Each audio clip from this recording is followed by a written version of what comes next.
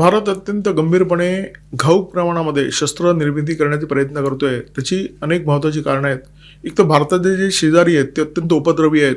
भारताला चीन, पाकिस्तान, बांगलादेश सारखे शेजारी लाभलेले आहेत आणि हे जे देश आहेत ते निश्चितपणे भारताचे मित्र देश आहेत असं आपण म्हणू शकत नाही.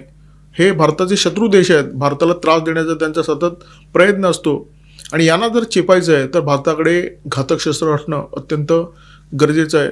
दुसरी महत्त्वाची बाब, भारताकडे स्टेल्थ विमानं नाही आहेत. भारताकडे लढाऊ विमानांची इंजिनं नाही आहेत आणि ही जी टेक्नॉलॉजी आहे, हे जे तंत्रज्ञान आहे ते जगातल्या अत्यंत मुठभर देशांकडे आहे.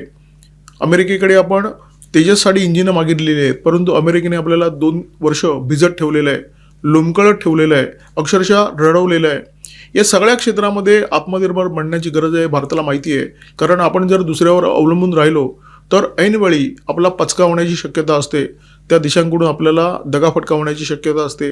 त्यामुळे तंत्रज्ञानाच्या क्षेत्रामध्ये, संरक्षण उत्पादन निर्मितीच्या क्षेत्रामध्ये आत्मनिर्भर बनण्यासाठी भारताचे प्रयत्न सुरू आहेत आणि त्याच्यासाठी सरकार मोठ्या प्रमाणामध्ये पैसा उपलब्ध करून देते.